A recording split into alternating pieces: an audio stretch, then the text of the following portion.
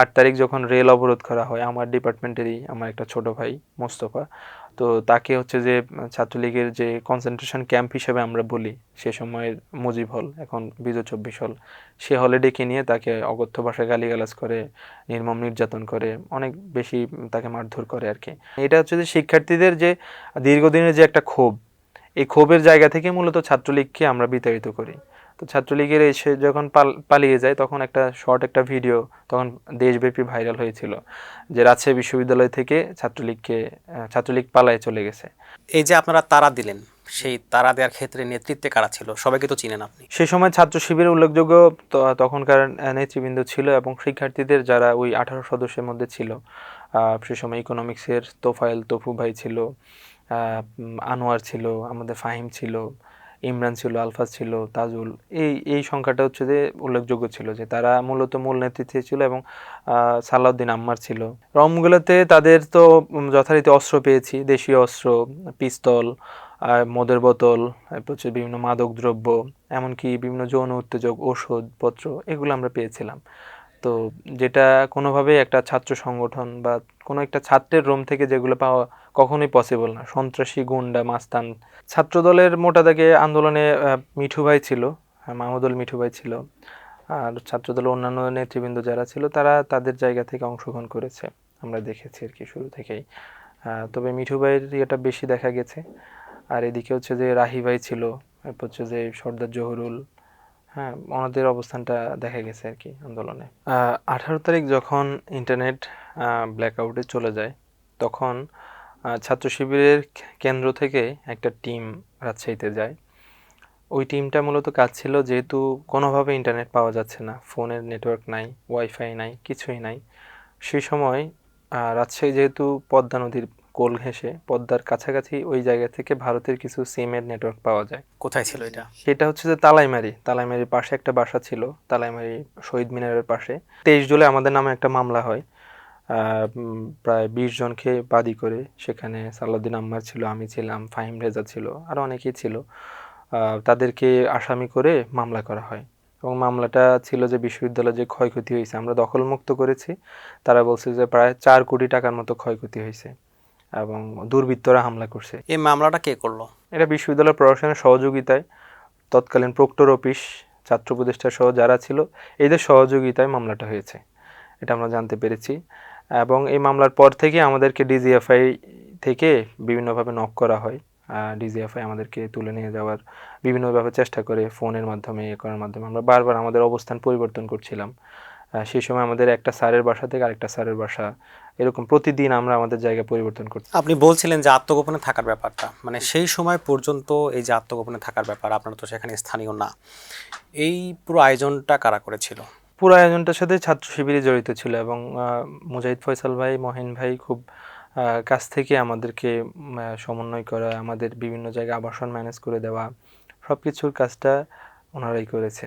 এখন এই আন্দোলনটা স্থগিত করলো কারা? আন্দোলনটা স্থগিত করলো ওই যে রেজন গাজী মহারাজের কথা বললাম, যে ছাত্রলীগ থেকে আসলো। এরপর ওই 18 সদস্যের মধ্যে যারা ছিল, এর মধ্যে কয়েকজনকে নিয়ে আন্দোলনটাকে স্থগিত ঘোষণা করে দেয়। তাহলে সাংবাদিকরা যে অভিযোগটা করেছিল এটা কি সত্য ছিল? সেই সময় অবশ্যই এটা সত্য ছিল, সেটা আমরা পরবর্তীতে এসে আমরা প্রমাণ পাই। আবাসিকের লোকজন আমাদেরকে বরাবরের মতোই সহযোগিতা করেছে।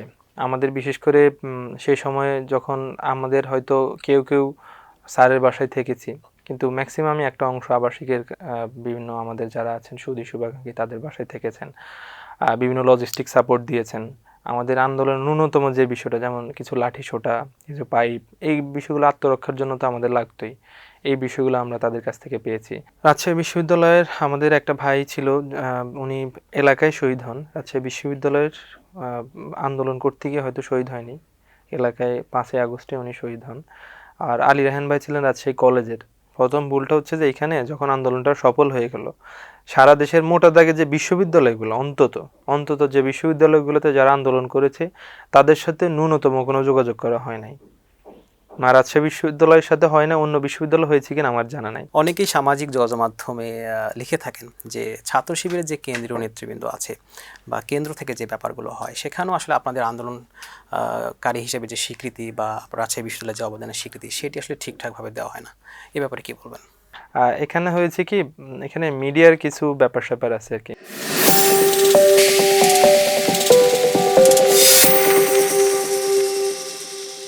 2024 সালে ছাত্র জনতার যে গণঅভ্যুত্থান, সেই গণঅভ্যুত্থানের কেন্দ্র ঢাকা বিশ্ববিদ্যালয় থাকলেও আমরা যেমনটি দেখেছি যে বাংলাদেশের প্রত্যেকটা বিশ্ববিদ্যালয় থেকে শুরু করে সব শিক্ষা প্রতিষ্ঠানেই এই আন্দোলন গড়ে উঠেছিল।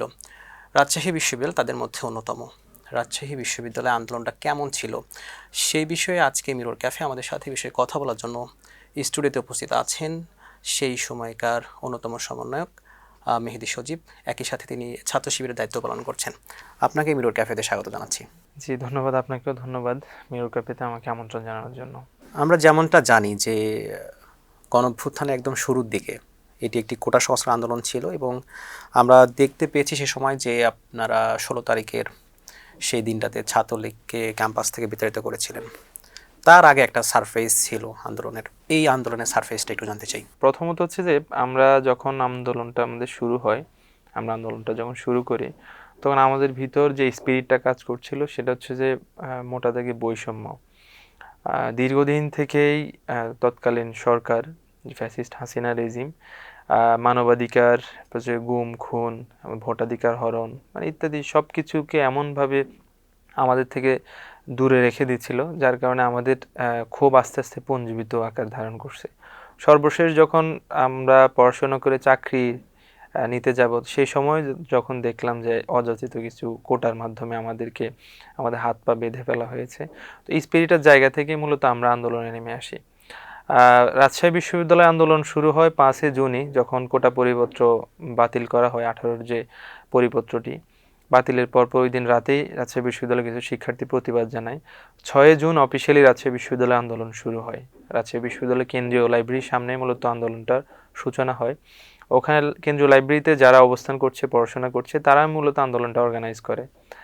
এরপর ক্যাম্পাস দীর্ঘ সময় একটা বন্ধ ছিল, ঈদের ছুটি ছিল। এরপর আমরা পুনরায় আন্দোলনটা শুরু করি 30 জুন রাজশাহী বিশ্ববিদ্যালয়। তখনও আন্দোলনটা অনেক বেশি এঙ্গেজমেন্ট ছিল না শিক্ষার্থীদের, কেননা এটা অনেক বেশি প্রচার প্রসার এখনও লাভ করেনি। আমরা চেষ্টা করেছিলাম অনলাইন কেন্দ্রিক কিছু ফেসবুক গ্রুপের মাধ্যমে, কিছু পোস্টের মাধ্যমে আমাদের যারা শিক্ষার্থী আছে তাদেরকে এঙ্গেজ করার জন্য।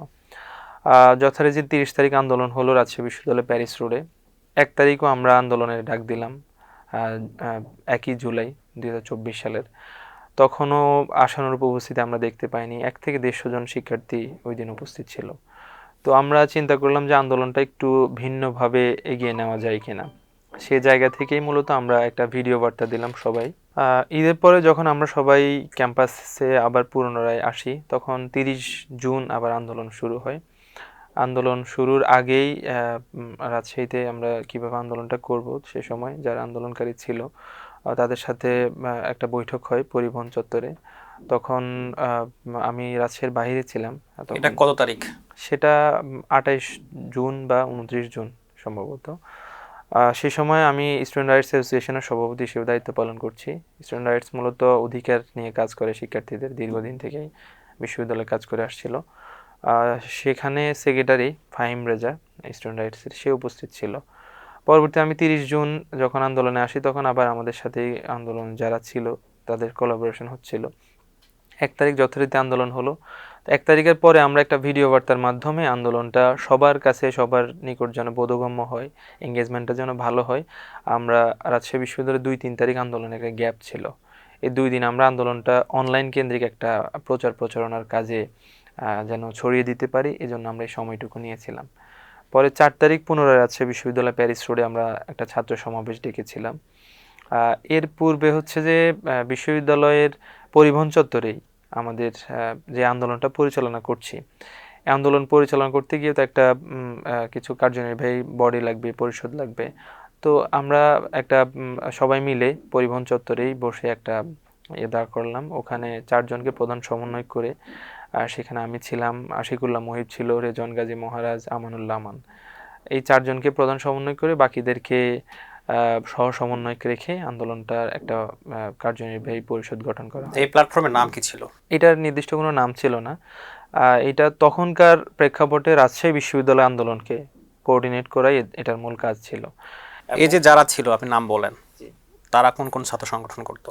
আমানুল্লাহ আমান ভাই, উনি হচ্ছে যে ছাত্র অধিকার পরিষদের একসময় সাংগঠনিক সম্পাদক ছিল, পরে রাকসু আন্দোলন মঞ্চ নামে একটা প্ল্যাটফর্ম, এটার সদস্য সচিব ছিল।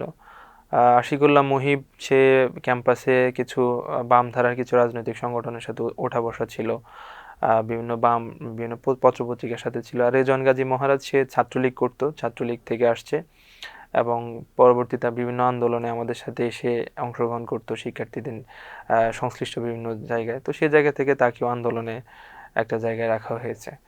এই ছিল মোটা দাগে আন্দোলনের প্রথম সারির যারা তখনকার প্রেক্ষাপটে নেতৃবৃন্দ, তাদের পরিচয়। এরপর স্টুডেন্ট রাইটস অ্যাসোসিয়েশনের তখন আমাদের যারা ছিল, আমাদের প্রতি বছরই স্টুডেন্ট রিক্রুটমেন্ট হতো।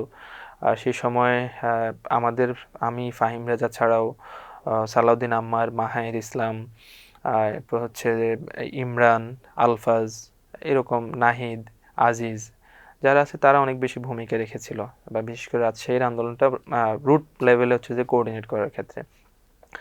এর সাথে তো পাশাপাশি আমার সাথে প্রতিনিয়তই যোগাযোগ হচ্ছিল সেই সময় ছাত্র শিবিরের সাংগঠনিক সম্পাদক মুজাহিদ ফয়সাল ভাই। মুজাহিদ ফয়সাল ভাই মূলত ছাত্র শিবিরের পক্ষ থেকে যে আন্দোলনটা কোঅর্ডিনেট করা, এটার দায়িত্বে মূলত মুজাহিদ ফয়সাল ভাই ছিল, এবং ভাই সেটা খুব ভালোভাবে আমাদের সাথে কোঅর্ডিনেট করে যাচ্ছিল। আরও তো অনেক ছাত্র সংগঠন ছিল, ছাত্রদল বা অন্য তাদের সাথে আপনারা তখনও সমন্বয় সেই করতে সময় পেরেছেন কিনা? পর্যন্ত আমাদের ওই সমন্বয়টা হয়নি। সেই সময় পর্যন্ত অন্য কোনো ছাত্র সংগঠনের সাথে আমাদের সমন্বয় হয়নি। তো 2-3 তারিখ যখন গ্যাপ ছিল, 4 তারিখ আমরা পুনরায় আন্দোলনটা শুরু করি রাজশাহী বিশ্ববিদ্যালয়ে।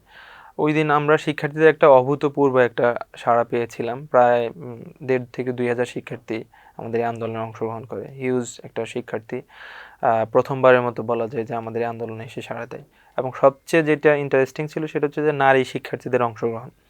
নারী শিক্ষার্থীদের একটা উল্লেখযোগ্য অংশ আমাদের এই 4 তারিখের আন্দোলনে এসে অংশগ্রহণ করে। পরে 5 তারিখ যথারীতি আন্দোলন হলো একইভাবে। আমরা মেইন গেট অবরোধ করলাম, বিশ্ববিদ্যালয়ের সংলগ্ন যে মেইন গেট, ঢাকা রাজশাহী মহাসড়ক, এটা অবরোধ করলাম। 6 তারিখ বাংলা ব্লকেট হলো, বাংলা ব্লকেটও আমরা মেইন গেট অবরোধ করলাম। কিন্তু মধ্যখানে একটু সমস্যা দেখা দিয়েছে আন্দোলনটা পরিচালনা করতে গিয়ে। সেটা হচ্ছে, আমাদের সেই সময় পর্যন্ত ব্যানারটা ছিল কোটা পদ্ধতি সংস্কার আন্দোলন নামে। যেহেতু কোটা পদ্ধতি সংস্কার আন্দোলন নামে ব্যানারটা ছিল, তখন সেন্ট্রালি যারা বৈষম্যবিরোধী ছাত্র আন্দোলন ছিল বিভিন্ন বিশ্ববিদ্যালয়, চট্টগ্রাম, জাহাঙ্গীরনগর, ঢাকা বা অন্যান্য বিশ্ববিদ্যালয়, তাদের সাথে কোঅর্ডিনেশনটা হচ্ছিল না। বারবার যোগাযোগ হচ্ছিল, এই সময় কোঅর্ডিনেশন হচ্ছিল না। মুজাহিদ ভাই আমাকে সে সময় আসিফ মাহমুদ, যিনি পরবর্তী উপদেষ্টা হলেন, তার হোয়াটসঅ্যাপ নাম্বার দিয়েছিলেন। তা আমি ওনার সাথে 4 তারিখে যোগাযোগ করার চেষ্টা করেছি। পরবর্তী সময়ে 5 তারিখ গেল, 6 তারিখ আন্দোলন এভাবেই গড়ালো। কিন্তু যখন কোটা পদ্ধতি সংস্কার আন্দোলন ব্যানারটা ইউজ করা হলো, তখন তুলনামূলক যখন সেন্ট্রালি অনেক শক্তিশালী কর্মসূচির দিকে আগাচ্ছিল, তো আমাদের অন্যান্য সমন্বয়করা তারা হচ্ছে তাদের সাথে আলোচনা না করেই তাদের মতো করে কর্মসূচি দিচ্ছিল, কিছু সফট কর্মসূচি। আচ্ছা, এখানে একটা প্রশ্ন, সেটা হচ্ছে যে সবাই যখন একই ব্যানারে সারা বাংলাদেশে করছে, আলাদা করে কেন করতে গেলেন? মানে এখানে অন্য কোনো কারণ ছিল কিনা? এখানে অন্য কারণ যেটা ছিল যে একটা উল্লেখযোগ্য অংশ চেয়েছিল যে আমরা ঢাকা বা ঢাকার আধিপত্যে আমরা আন্দোলন করব না, এটা একটা পয়েন্ট ছিল তাদের। 2 নম্বর পয়েন্ট যেটা ছিল যে তারা রাজশাহী এবং রাজশাহী অঞ্চলের আশেপাশে শিক্ষা প্রতিষ্ঠানগুলোকে নিয়ে তারা কোঅর্ডিনেট করে আন্দোলনটা পরিচালনা করতে চেয়েছিল, এবং তাদের একটা সুদূর প্রসারী চিন্তা ছিল বলেই আমার মনে হয়।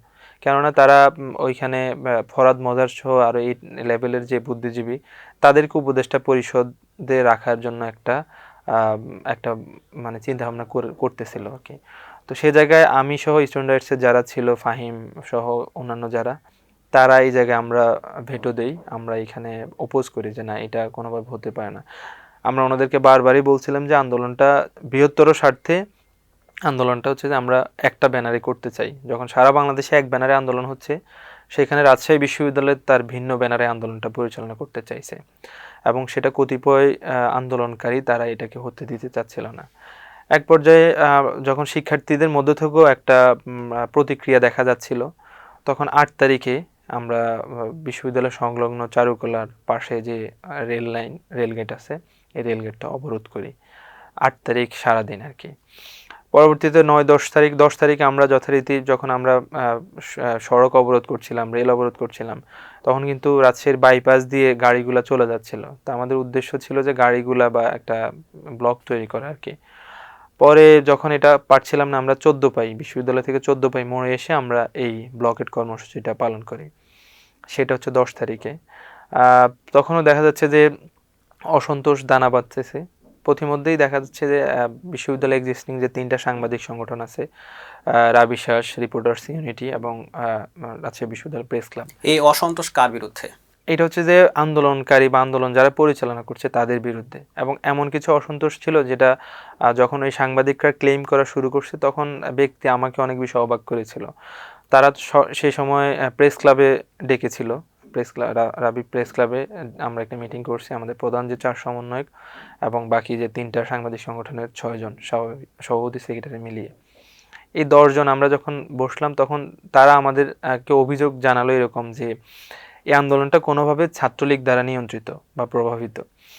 এখন যখন এই প্রশ্নটা উঠলো তখন আমি এটা স্ট্রংলি প্রোটেস্ট করলাম যে না, এটা কোনোভাবে হতে পারে না। কিন্তু বাকিদের পক্ষ থেকে এরকম স্ট্রং কোনো প্রতিবাদ আমরা লক্ষ্য করি নাই। যার কারণে সাংবাদিকরা তখন ইনস্ট্যান্ট বলছিল যদি আপনাদের ছাত্রলীগ ব্যাকড কোনো আন্দোলন হয়ে থাকে, ছাত্রলীগ দ্বারা প্রভাবিত হয়ে থাকে, তাহলে আমরা আপনাদের আর কোনো ধরনের কর্মসূচি কভার করব না এবং শহরের যারা সাংবাদিক আছে তারাও কভার করবে না। এই ধরনের জন্য একটা সাংবাদিকদের স্ট্যান্ড তারা জানালো। তখন বাকিরা খুব নড়ে চড়ে বসলো।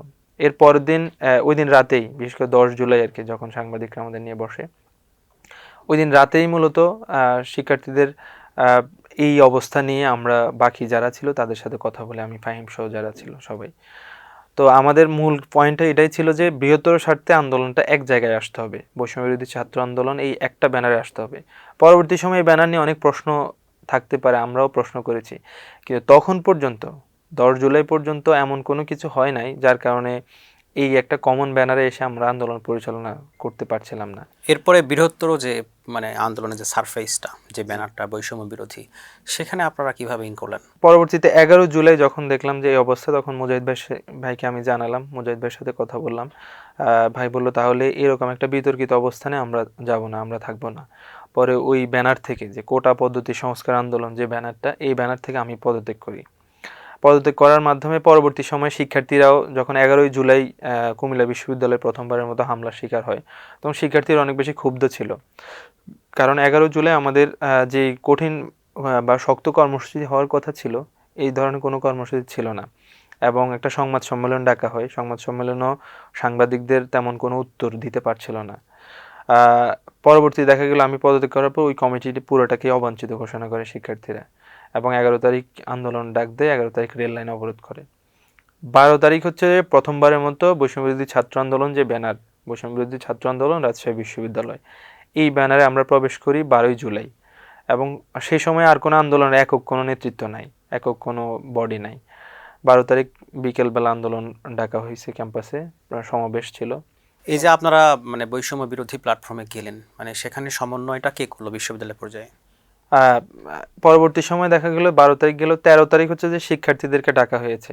শিক্ষার্থী বলতেছে যে শিক্ষার্থীদের যে সংগঠনগুলা, সামাজিক সাংস্কৃতিক সংগঠন, বিভিন্ন কালচারাল অর্গানাইজেশন, সাংবাদিক সংগঠন, ক্যাম্পাসে অরাজনৈতিক যতগুলা সংগঠন আছে সবগুলা সংগঠনেরকেই ডাকা হয়েছিল সেখানে। তো এই ডাকটা মূলত আমাদের স্টুডেন্ট রাইটসের সেক্রেটারি ফাহিম রেজা, এরপর হচ্ছে যে আমার ইকোনমিক্সের কিছু ছোট ভাই ছিল, বন্ধু ছিল, ওরাই মূলত এটা এই সবাইকে আহ্বান করছিল। এবং একটা পর্যায়ে গিয়ে আমরা শহীদ মিনার প্রাঙ্গণে বসি, আমি সেখানে গিয়ে অবস্থানটা আমার উপস্থাপন করি যে আমার এই অবস্থান ছিল, কিন্তু আমি আমার অবস্থানে আমি থাকতে পারি নাই বিধায় আমি ওখান থেকে পদত্যাগ করছি, কিন্তু আপনারা আপনাদের আন্দোলন চালিয়ে যান, আমরা আমাদের জায়গা থেকে সর্বাত্মক সহযোগিতা করব। পরে ক্যাফেটেরিয়াতে এসে একটা সমন্বয় কমিটি গঠন করা হলো 18 সদস্যের। এটা কত তারিখ? এটা 13 তারিখ, 13 জুলাই। এই 18 জন হচ্ছে তারা নিজেদের স্পেসিফিকভাবে হচ্ছে যে নামগুলো পরবর্তীতে মিডিয়ায় আসে নাই খুব সময় স্বল্পতার কারণে। 18 জনের যে সমন্বয় পরিষদ, সেটা বিভিন্ন সাংস্কৃতিক সংগঠন থেকে আসছে। আমাদের মধ্য থেকে ফাহিম রেজা, এরপর হচ্ছে যে ইমরান, আলফাজ, এরপর হচ্ছে যে বর্তমান মতিয়ার হলের ভিপি তাজুল, বিজয় 24-এর ভিপি রাসেল, এরকম কিছু মুখ ছিল। শিক্ষার্থীদের পক্ষ থেকেও ছিল, মনিমুল ছিল, মোকাররম, অন্যান্য যারা ছিল তারা ছিল। এই যে আগের যে কমিটিটা ছিল সেখান থেকে কি কেউ এখানে আসলো নাকি? আগের কমিটি থেকে তেমন কেউ এই কমিটিতে আসেনি আর কি। তারা কি আন্দোলন থেকে গুটিয়ে নিয়েছিল নিজেদেরকে? না, আন্দোলন থেকে গুটিয়ে নেয়নি। মূলত হচ্ছে যখন ওই কমিটিটিকে অবাঞ্ছিত ঘোষণা করা হয়েছিল তখন আসলে ওরা পরবর্তীতে আর শিক্ষার্থীদের সামনে বা সবার সামনে ফেস করেনি। আমি গিয়েছিলাম, আমি ফেস করেছি, কিন্তু আমি বলেছি যে আন্দোলনটা যেন একটা বিতর্কিত স্ট্যান্ড অবস্থানে না যায়, এজন্যই মূলত আমি থাকবো, কিন্তু আমি মূল নেতৃত্বে আর এগিয়ে যাব না। মধ্যখানের যে কমিটিটা, এই কমিটিতে আমার কোনো আহ, ওই অর্থে নেতৃত্ব ছিল না, কিন্তু আমাদের পক্ষ থেকে সমন্বয় বা ছাত্র শিবিরের পক্ষ থেকে যে সমন্বয়, এই সমন্বয়টা যথারীতি হচ্ছিল অন্য ব্যক্তিদের, অন্য কাউকে দিয়ে আর কি। তো আমরা 13 তারিখ এই সিদ্ধান্ত নিলাম, এবং আমাদের যে সাংবাদিক সংগঠনগুলো আছে এই সাংবাদিক সংগঠনগুলো থেকে আমরা একজন করে প্রতিনিধি চাইলাম যেন আন্দোলনটা আমরা স্ট্রংলি চালাতে পারি। তো তারা আমাদেরকে হেল্প করছে, এবং পুরো জুলাইটা জুড়েই আমাদের ক্যাম্পাস সাংবাদিকরা বিশেষ করে তারা অনেক বেশি হেল্প করছে আমাদেরকে, আন্দোলন পরিচালনা, আন্দোলনটাকে অর্গানাইজ করা বা আমাদের কাভারেজ দেওয়া, ওভারঅল সব কিছুতে তারা খুব বেশি হেল্প করছে। 14 তারিখ আমরা হচ্ছে যে ডিসি অফিসে যাই, আমাদের যে দাবিগুলো নিয়ে, এই দাবিগুলো নিয়ে স্মারকলিপি দিতে আমরা ক্যাম্পাস থেকে ডিসি অফিস অভিমুখে রওনা দিই। তো 14 তারিখই তো দেখা যাচ্ছে সেই সময় ফ্যাসিস্ট হাসিনা সে একটা অযাচিত মন্তব্য করে বসে আর কি, যে এই মন্তব্যের জের ধরেই 14 তারিখ রাতেই সবাই রাজাকার রাজাকার স্লোগান নিয়ে বেরিয়ে আসে। যথারীতি রাজশাহী বিশ্ববিদ্যালয়ের শিক্ষার্থীরাও বেরিয়ে আসে, ছাত্রী হলগুলো থেকে আমার বোনেরাও বেরিয়ে আসে, তারা এই স্লোগান দেয়। তখন ক্যাম্পাস পরিস্থিতি বা আন্দোলনটা অন্যদিকে মোড় নিয়েছে আর কি। 14 তারিখ, 15 তারিখে আমরা দেখলাম যে ঢাকা বিশ্ববিদ্যালয়ের একটা মেসাকার হলো। 15 তারিখ 12টায় আমাদের কর্মসূচি ছিল বিশ্ববিদ্যালয়ে, কিন্তু আগের দিন রাতে যেহেতু কর্মসূচি ছিল তখন 15 তারিখ ওই অর্থে অনেক বেশি উপস্থিতি ছিল না। তাও রুয়েট এসে আমাদের সাথে একাত্মতা পোষণ করা একটা বড় সংখ্যক শিক্ষার্থীদের আন্দোলন হলো। 15 তারিখে অবস্থা দেখে আমরা আর 15 তারিখ বিকেলে বা সন্ধ্যায় আন্দোলন নামতে পারিনি। ক্যাম্পাসে কিছু বাম সংগঠনের যারা নেতৃবৃন্দ ছিল তারা 15 তারিখ বিকেলে তারা আন্দোলন করার চেষ্টা করছে, বিকেল সন্ধ্যার দিকে তাদের আন্দোলনটা ছিল। তখন পর্যন্ত তো ছাত্রলীগ আপনাদের ক্যাম্পাসেই ছিল। ক্যাম্পাসে ছিল এবং তাদেরকে হামলা করছে আর কি 15 তারিখেই, এবং ছাত্রলীগ হামলার সুযোগ খুঁজছে। এর আগে ইন্ডিভিজুয়ালি কয়েকটা ঘটনা ঘটছে, যেমন 8 তারিখ যখন রেল অবরোধ করা হয়, আমার ডিপার্টমেন্টেরই আমার একটা ছোট ভাই মোস্তফা, তো তাকে হচ্ছে যে ছাত্রলীগের যে কনসেন্ট্রেশন ক্যাম্প হিসেবে আমরা বলি সে সময়ের মুজিব হল, এখন বিজয় 24 হল, সে হলে ডেকে নিয়ে তাকে অকথ্য ভাষায় গালিগালাজ করে, নির্মম নির্যাতন করে, অনেক বেশি তাকে মারধর করে আর কি। সে ভয়ে ক্যাম্পাস থেকে চলে যায়। তো এরকম কিছু বিচ্ছিন্ন ঘটনা ঘটছে, কিন্তু মোটা দাগে আমাদের আন্দোলনের উপরেও ছাত্রলীগ হামলা করতে পারেনি বা সংঘর্ষের ঘটনা সে অবধি ঘটেনি। 16 তারিখ আমরা 15 তারিখ রাতেই আমরা পরিকল্পনা করলাম যে যেহেতু এই ঘটনা ঘটছে আমরা একটা চূড়ান্ত কর্মসূচির দিকে যাব। ছাত্র শিবিরের পক্ষ থেকেও আমাদের বলা হলো যে আমরা বিভিন্ন পরিকল্পনা করার জন্য আমরা সে সময় মুজাহিদ ভাই, মহিন ভাই সহ পরিকল্পনা করছিলাম, কথা বলছিলাম কিভাবে কি করা যায়। তা আমাদের মোটা দাগে এরকম প্ল্যান ছিল। ছাত্রলীগের সংখ্যাটা ওই অর্থে ছিল না, কিন্তু তাদের হাতে অস্ত্র ছিল, আগ্নেয়াস্ত্র, দেশীয় অস্ত্র ছিল। তো আমাদের প্ল্যান ছিল যে আমরা বেশ কয়েকটা জায়গায় জমায়েত তৈরি করব।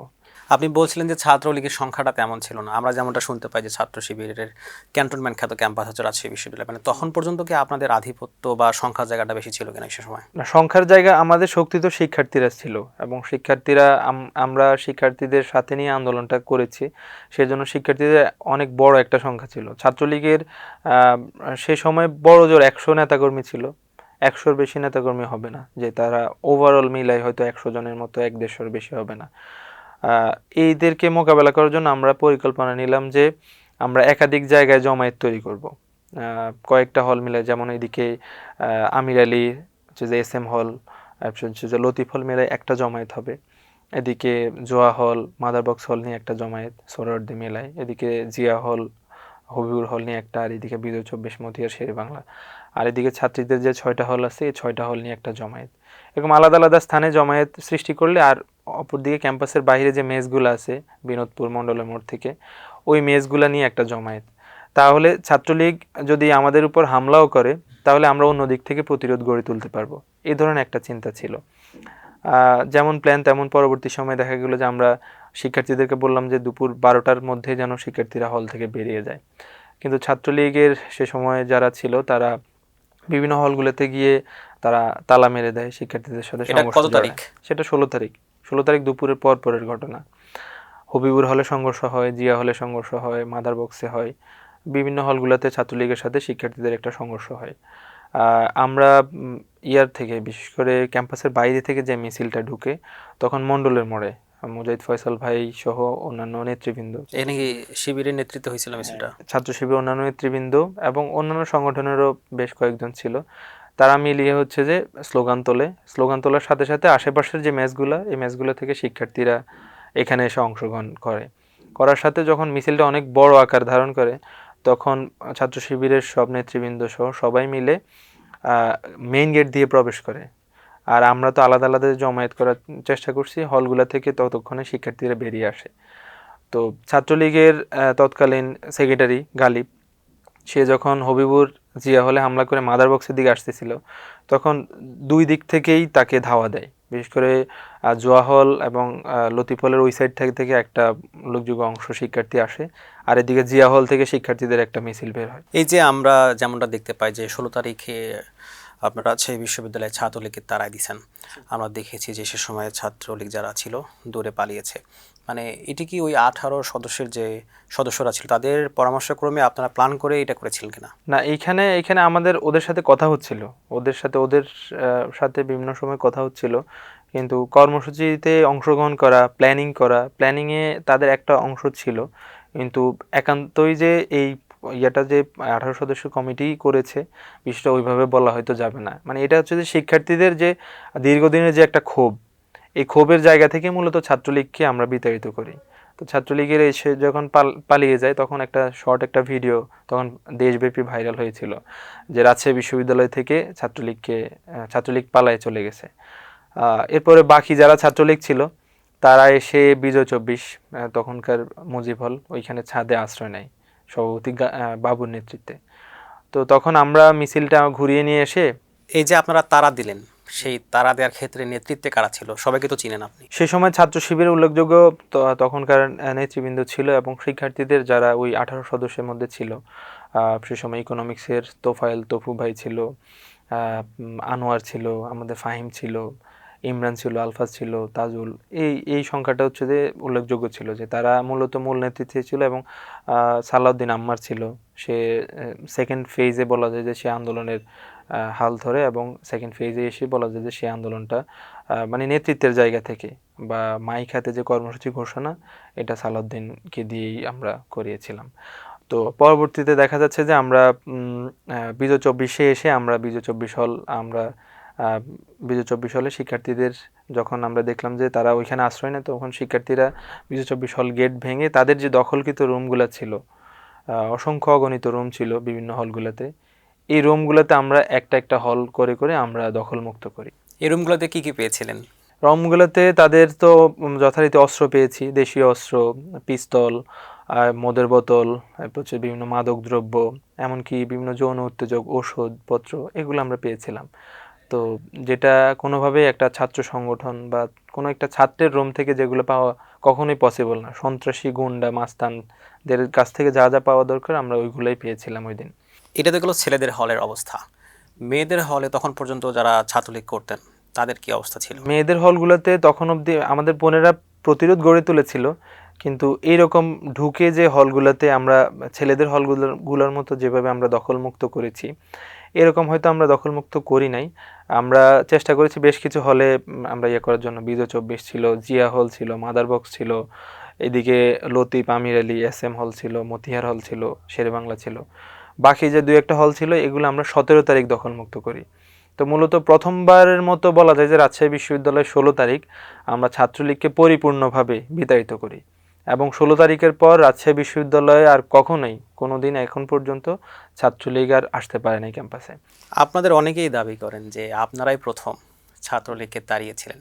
দেখেন, দাবির যে প্রেক্ষিতে এখানে বলা হচ্ছে যে আমাদের পরিকল্পনা ছিল, এবং 16 তারিখ আমরা ছাত্রলীগকে ধাওয়া দিয়েছিলাম এবং এটা দেশব্যাপী আলোচনা সৃষ্টি করেছিল। এবং এই থেকেই বলা যায় যে বাকি যে ক্যাম্পাসগুলা, বাকি বিশ্ববিদ্যালয়গুলা, প্রতিষ্ঠানগুলা, তারা অনুপ্রাণিত হয়ে ছাত্রলীগকে একই কায়দায় তাদের যে দখলকৃত রুমগুলা, ওই দখলকৃত রুমগুলা থেকে তাদেরকে উচ্ছেদ করে।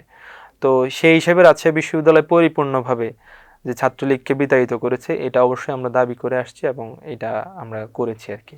এটা নিয়ে বিতর্কের যে জায়গাটা, সেটা নিয়ে কি বলবেন?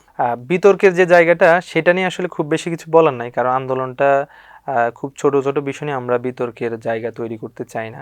জাহাঙ্গীরনগর বিশ্ববিদ্যালয়ে যেটি হয়েছিল 15 তারিখ, তারা সারা রাতি সংঘর্ষে জড়িয়েছে এবং সারা রাতি প্রতিরোধ করার চেষ্টা করেছে। তাদের এই যে ত্যাগটা আমরা অবশ্যই রেসপেক্ট করি এবং মেবি 16 তারিখ সকালবেলায় তারা বলে থাকেন যে ছাত্রলীগকে বিতাড়িত করেছেন। তো বলা যায় যে একই দিনে। তো আমরা পরিপূর্ণভাবে ছাত্রলীগকে যেভাবে উচ্ছেদ করেছিলাম এবং ছাত্রলীগের যে দখলকৃত যে রুমগুলো আছে এগুলোকে যে আমরা দখলমুক্ত করেছিলাম, এটা মনে হয় এই অ্যাসপেক্টে রাজশাহী বিশ্ববিদ্যালয় প্রথম যে ছাত্রলীগকে তাড়িয়েছে। ছাত্রলীগকে তাড়ানোর পরে আমরা দেখলাম যে 16 তারিখেই রংপুরে শহীদ আবু সাইদ তিনি শহীদ হয়েছেন। তারপরে আপনাদের বিশ্ববিদ্যালয়ের আন্দোলনটা কিভাবে চললো? 16 তারিখ আমরা যখন ছাত্রলীগকে তাড়াচ্ছিলাম এবং ছাত্রলীগের যে দখলকৃত রুমগুলা উচ্ছেদ করছিলাম, বিভিন্ন তাদের রুম থেকে অস্ত্র, মাদকদ্রব্য এগুলো উদ্ধার করতেছিলাম, তখন আসলে পথিমধ্যে আমাদের কাছে খবর এলো যে রংপুরে আবু সাইদ ভাই শাহাদাত বরণ করছে। এইটা আন্দোলনকারীদের আরো অনেক বেশি মানে আগুনে ঘি ঢালার মতো হয়েছে এবং এই কথা শোনার পর, এই কথা মাইকেই ঘোষণা করা হয়, এই কথা শোনার পর সবাই আরো বেশি ক্ষুব্ধ হয়। সেই সময় আমাদের পরবর্তী আমাদের কর্মসূচিগুলোর জন্য এই ধরনের যে একটা ঘটনা, এটা অনেক বেশি ইনফ্লুয়েন্সড করে আমাদেরকে। 17 তারিখও এই জায়গা থেকে আমরা যথারীতি কর্মসূচি রাখি। 17 তারিখে দেখা যাচ্ছে অলরেডি প্রায় বেশ কয়েকজন, প্রায় 5-7 জন শহীদ হয়ে যায়। চট্টগ্রামে ওয়াসিম, শান্তসহ আর অনেকেই শহীদ হয়। তো এগুলো আমাদেরকে অনেক বেশি হিট করে যে পরবর্তী কর্মসূচিগুলো, এই স্ট্রং কর্মসূচিগুলো নেওয়ার ক্ষেত্রে। 17 তারিখ আমরা যে দখলকৃত রুম যেগুলো, যে হলগুলো বাকি ছিল এগুলো দখলমুক্ত করার পরে আমরা প্রশাসনের নিকট দাবি পেশ করি যে এগুলার একটা বিচার করতে হবে। অস্ত্র পাওয়া গেছে, প্রশাসনের পক্ষ থেকে তাদের বিরুদ্ধে আইনি ব্যবস্থা নিতে হবে, তাদের ছাত্রত্ব বাতিল করতে হবে, ইত্যাদি ইত্যাদি দাবিগুলো আমরা দেই। পরবর্তীতে 17 তারিখেই আপনারা দেখবেন সেই সময় আমাদের ক্যাম্পাসে হামলা করে। জয়া চত্বরে জয়া স্যারের কবরের পাশেই বলা যায় পুলিশ সাউন্ড গ্রেনেড গুলির মাধ্যমে আমাদের শিক্ষার্থীদেরকে আহত করে। সে সময় বেশ কিছু আহতের ঘটনা ঘটে, তখন ছত্রভঙ্গ করে দেয় আমাদের অবস্থানকে। 17 তারিখেই প্রথম রাজশাহী বিশ্ববিদ্যালয়ে হামলা হয়। 18 তারিখেই আমরা যথারীতি আন্দোলন করছিলাম মেইন গেটে এবং অপরদিকে আমাদের শিক্ষকরা প্রথমবারের মতো আমাদের পাশে এসে দাঁড়ায় এবং আমরা অনেক বেশি আহ্বান জানাতে থাকি যারা ফ্যাসিবাদ বিরোধী যে শিক্ষক সমাজ আছে তারা যেন আমাদের পাশে এসে দাঁড়ায়। সাবেক উপাচার্য সালেহ হাসান নকিব স্যারের ওনার সভাপতিত্বে বা ওনার নেতৃত্বে বলা যায় যে শিক্ষকরা সেদিন বুদ্ধিজীবী চত্বর আন্দোলন করছিল। তো 18 তারিখ যখন হয়ে গেল, 18 তারিখে ইন্টারনেট ব্ল্যাকআউট চলছে। 18 তারিখ থেকে মোটা দাগে প্রায় 22 তারিখ বা 23 তারিখ পর্যন্ত ইন্টারনেটের যে একটা ব্ল্যাকআউট ছিল। পরে আমরা যেমনটা শুনতে পাই ছাত্র শিবিরের অনেকেই যেমনটা বলে থাকেন যে আপনারা ভারতের খুব কাছাকাছি গিয়ে সেই সময় ভারতের যে ইন্টারনেট সেটি ব্যবহার করে সেই সময়কার যে ভিডিওগুলো এগুলো বাইরে পাঠাতেন। এই গল্পটা একটু জানতে চাই। 18 তারিখ যখন ইন্টারনেট ব্ল্যাকআউটে চলে যায় তখন ছাত্র শিবিরের কেন্দ্র থেকে একটা টিম রাজশাহীতে যায়। ওই টিমটা মূলত কাজ ছিল, যেহেতু কোনোভাবে ইন্টারনেট পাওয়া যাচ্ছে না, ফোনের নেটওয়ার্ক নাই, ওয়াইফাই নাই, কিছুই নাই। সেই সময় রাজশাহী যেহেতু পদ্মা নদীর কোল ঘেঁষে, পদ্মার কাছাকাছি ওই জায়গা থেকে ভারতের কিছু সিমের নেটওয়ার্ক পাওয়া যায়। এটা মানে পর্দা তো অনেক জায়গা জুড়েই, কোথায় ছিল এটা? সেটা হচ্ছে যে তালাইমারির পাশে একটা বাসা ছিল, তালাইমারি শহীদ মিনারের পাশে। ওই একটা বিল্ডিংয়ে থেকেই ওই টিমটা কাজ করছিল এবং ওই টিমের সাথে ছাত্র শিবিরের সভাপতি আব্দুল মোহাইমিন ভাই সে সময়ের এবং বর্তমান রাকসুর এজিএস সালমান সাব্বির ভাই সহ আরও রাজশাহীর অনেকেই সেই টিমের সাথে কাজ করছিল। এই টিমের মূল কাজ ছিল এই যে আন্দোলনটা হচ্ছে, আন্দোলনের বিভিন্ন ভিডিওগুলা এগুলা বহির্বিশ্বে প্রেরণ করা, বিভিন্ন ইন্টারন্যাশনাল যে মিডিয়াগুলো আছে, Al Jazeera, CNN, TRT world, এই ধরনের মিডিয়াগুলোতে পাঠানো, এটা একটা কাজ ছিল। আরেকটা কাজ ছিল যে হিউম্যান রাইটস অর্গানাইজেশন যেগুলো ছিল, এই হিউম্যান রাইটস অর্গানাইজেশনগুলোতে পাঠানো যে বাংলাদেশের সিচুয়েশন এই। তো তাদের পক্ষ থেকে তারা পরবর্তী সময়ে এগুলো পাঠানোর মাধ্যমেই দেখা যাচ্ছে আন্দোলনটা বিশ্বব্যাপী একটা আন্দোলনে ছড়িয়ে পড়ে এবং বিশ্বের অন্যান্য যারা ছিল সে জায়গা থেকে প্রতিবাদ এবং সংবাদগুলো কাভারেজ আসতে থাকে। এই যে ভিডিওগুলো পাঠানো হচ্ছে, এটি ছাত্র শিবির করেছে, সেই বিষয়গুলো তখন পর্যন্ত আপনাদের মধ্য দিয়ে যারা আন্দোলনে ছিল তারা কোনোভাবে মানে বুঝতে পারছিল কিনা? না না, আন্দোলনে যারা ছিল তাদেরকে কোনোভাবেই বোঝার কোনো ওয়ে ছিল না, কেননা এটা খুব শর্ট সার্কেলেই, ইভেন আমাদের মধ্যেও কেউ কেউ এই বিষয়টা জানতে পারেনি তখন অবধি যে ভারতের সিম ব্যবহার করে আমাদের আন্দোলনের যে ভিডিওগুলা, আন্দোলনের নিউজগুলা, এগুলা অন্যান্য জায়গায় পাঠানো হচ্ছে। এটা তারা কতদিন পর্যন্ত করেছিল? এটা ইন্টারনেট যে ব্ল্যাকআউটের যে সময়গুলো, এই পুরোটা সময় জুড়েই তারা ছিল এবং সেই সময় এগুলা পাঠিয়েছিল আর কি, মানে যতদিন পর্যন্ত ইন্টারনেট স্বাভাবিক না হয় ততদিন পর্যন্ত। এরপরে তো আমরা দেখলাম যে যারা ঢাকাতে প্রধান সমন্বয়ক ছিলেন তাদেরকে ডিবি পুলিশ তুলে নিয়ে গিয়েছিল। তারপরে আপনাদের মনে হয়েছিল কিনা যে আন্দোলনটা হয়তো থেমে যাবে, যেহেতু আপনারা ঢাকাতে নাই, রাজশাহী বিশ্ববিদ্যালয়ে পড়াশোনা করেন, তো আবহাওয়া তো অনেকটাই পরিবর্তন। দেখেন, যখন সমন্বয়কদেরকে তুলে নিয়ে যায় এবং সেই সময় তো ইন্টারনেট স্বাভাবিক, তখন আমাদের সামনে একের পর এক ভিডিও আসতেছিল যে কোথায় গোলাগুলি হয়েছে, হেলিকপ্টার দিয়ে গুলি হয়েছে, ছাদের মধ্যে খেলতেছিল শিশু বাচ্চা, তাকে গুলি করে হত্যা করা হয়েছে। এরপর হচ্ছে যে ছোট্ট শিশু আনাস, তাকে হত্যা করা হয়েছে। এই যে আমাদের ভিতর যে একটা ক্ষোভ সৃষ্টি হয়েছে, আমাদের একটা যে সিম্প্যাথির জায়গা তৈরি হয়েছে, যে না কোনোভাবেই এগুলোর বিচার না করে, ওই আন্দোলনটা তখন আর কোটার মধ্যে সীমাবদ্ধ নাই। অলরেডি প্রায় কয়েকশো শহীদ হয়ে গেছে সে সময় পর্যন্ত।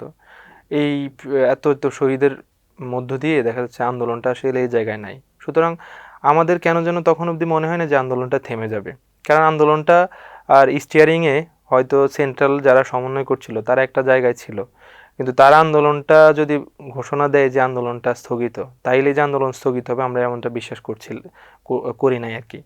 এবং পরবর্তী সময়ে আমরা রাজশাহীর আন্দোলনটা সংগঠিত করার জন্য শুরু থেকে যারা ছিল রাজশাহীর আন্দোলনের সাথে জড়িত, তাদের সাথে যোগাযোগ করার চেষ্টা করি, দফায় দফায় যোগাযোগ হয়। আমাদের নতুন করে একটা সমন্বয়ক পরিষদ গঠন করার জন্য সেন্ট্রাল থেকে আমাদেরকে বলা হয়। তো মুজাহিদ ভাই, আমি, ফাহিম, রাশেদ রাজন ভাই সহ আরও অন্যান্য যারা আছে, তাদের সাথে আমরা দফায় দফায় কথা বলি, অন্যান্য স্টেক হোল্ডার যারা, যেন তারা আন্দোলনে এসে একাত্মতা পোষণ করে। আমাদের সমন্বয়ক পরিষদ হবে, তো এখানে যেন তারা তাদের নাম ইনক্লুড করে। তো সেক্ষেত্রে ছিল কি, মানে ফ্যামিলিগত কিছু বাধা ছিল অনেকের, তাদের ইচ্ছা জায়গা থেকে ফ্যামিলির বাইন্ডিংস, আবার নিজেদের নিরাপত্তা, সব কিছু মিলিয়ে তারা হচ্ছে যে এই জায়গা থেকে নাম লেখাতে হয়তো স্বাচ্ছন্দ্য বোধ করেনি। কিন্তু আমরা 17 জনকে পেয়েছিলাম যারা বলেছিল যে সেই সব আন্দোলনটাকে জারি রাখবে, এবং সবাইকে ওই প্রতিশ্রুতি দিয়েই নিয়ে আসা হয়। এখানে কি শুধুমাত্র রাজশাহী বিশ্ববিদ্যালয়ে আপনারা আন্দোলন করেছিলেন, নাকি রাজশাহী বিশ্ববিদ্যালয়ের আশেপাশে তার অনেক শিক্ষা প্রতিষ্ঠান ছিল, সেগুলো তো আপনারা সমন্বয় করেছিলেন? হ্যাঁ হ্যাঁ, সেই সময় পর্যন্ত আমাদের সাথে Rajshahi college, new government degree college, Rajshahi medical, RUET, আর অন্যান্য যে শিক্ষা প্রতিষ্ঠান, এদের সাথে আমাদের যোগাযোগ হচ্ছিল প্রতিনিয়তই।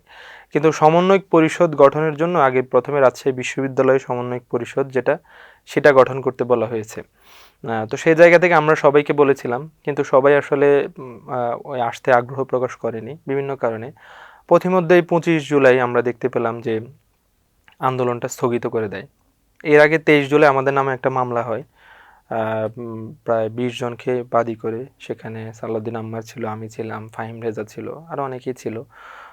তাদেরকে আসামি করে মামলা করা হয়, এবং মামলাটা ছিল যে বিশ্ববিদ্যালয়ে যে ক্ষয়ক্ষতি হয়েছে আমরা দখলমুক্ত করেছি।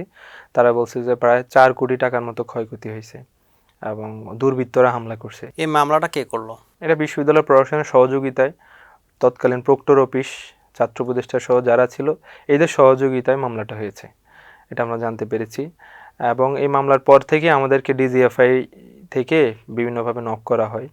ডিজিএফআই আমাদেরকে তুলে নিয়ে যাওয়ার বিভিন্নভাবে চেষ্টা করে, ফোনের মাধ্যমে, করার মাধ্যমে। আমরা বারবার আমাদের অবস্থান পরিবর্তন করছিলাম। সেই সময় আমাদের একটা স্যারের বাসা থেকে আরেকটা স্যারের বাসা, এরকম প্রতিদিন আমরা আমাদের জায়গা পরিবর্তন করছি। মানে আত্মগোপনের যে ব্যাপারটা, এটা মামলার পরে শুরু হয়ে গেছে? হ্যাঁ, মামলার আগে থেকেও ছিল, কিন্তু মামলার পরে আরও অনেক বেশি বেড়ে গেছে, যে কোনোভাবেই আমাদেরকে রিস্ক নেওয়া যাবে না আর কি। পরে দেখা গেল আমরা রাজশাহীতে অবস্থান করছিলাম, কিন্তু 25 তারিখ আমরা আরেকটা ঘটনা দেখলাম যে রাজশাহী বিশ্ববিদ্যালয়ে আন্দোলন স্থগিত ঘোষণা করা হয়েছে। এখন এই আন্দোলনটা স্থগিত করলো কারা? আন্দোলনটা স্থগিত করলো ওই যে রেজওয়ান গাজী মহারাজের কথা বললাম, যে ছাত্রলীগ থেকে আসলো। এরপর ওই 18 সদস্যের মধ্যে যারা ছিল, এর মধ্যে কয়েকজনকে নিয়ে আন্দোলনটাকে স্থগিত ঘোষণা করে দেয়।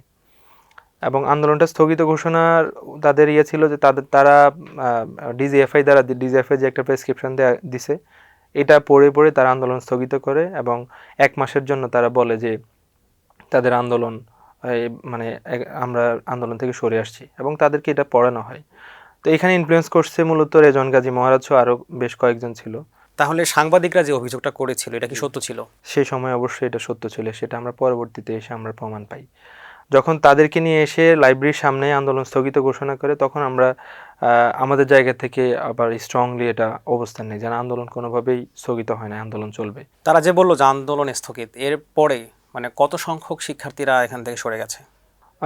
সেখানে আন্দোলনে মাত্র 5 জন ছিল, মানে আন্দোলনে তাদের দিয়ে যে সংবাদ সম্মেলন করানো হয়েছে, এই 5 জন তারা সামনে বসে বলছে যে আন্দোলন স্থগিত, কিন্তু শিক্ষার্থী কেউই এটাকে মেনে নেয় নাই। উল্টো তাদেরকে অনেক বেশি ব্যাশিং করছে সেই সময়, এবং তাদেরকে প্রশাসনের মদদে তারা আন্দোলন স্থগিত করছে, দালাল ইত্যাদি ইত্যাদি ট্যাগ দিয়ে তাদেরকে শিক্ষার্থীরা মানে মানে গ্রহণ করেনি আর কি। তো পরে আমরা দেখলাম যে না, এভাবে আন্দোলন হবে না, একটা সমন্বয় পরিষদ লাগবে, একটা স্ট্রং লাগবে। সবার সাথে যোগাযোগ হচ্ছিল যে শেষ অবধি আন্দোলন টিকে থাকতে হবে, এ ধরনের অনেক ঝড় ঝাপটা আসবে, কিন্তু আন্দোলনটা শেষ না হওয়া পর্যন্ত এখান থেকে পিছু হটা যাবে না। এই বলে বলে আমরা 27 তারিখ কেন্দ্রে 17 জনের নাম পাঠাই। 28 তারিখ হচ্ছে যে পূর্ণাঙ্গভাবে এই লিস্টটা চলে আসে 17 সদস্যের। 17 সদস্যের সমন্বয় কমিটি গঠন হলো, এবং 29শে জুলাই প্রথমবারের মতো রাজশাহী বিশ্ববিদ্যালয় কারফিউ ব্রেক করে। এর আগে 28 জুলাই কেন্দ্রীয় যে 6 সমন্বয়ক ডিবি অফিসে ঘোষণা দেয় যে আন্দোলনটা স্থগিত।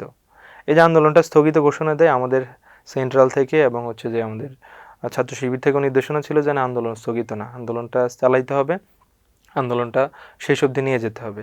পরে 29শে জুলাই আমরা প্রথমবারের মতো রাজশাহী বিশ্ববিদ্যালয় কারফিউ ব্রেক করে। কারফিউ ব্রেক করে আমরা মেইন গেটেই অবস্থান নেই সকাল 11টার দিকে। সেখান থেকেই একটা স্লোগান অনেক বেশি দেশ বিদেশে ভাইরাল হয়েছিল যে সেম সেম ডিকটেটর।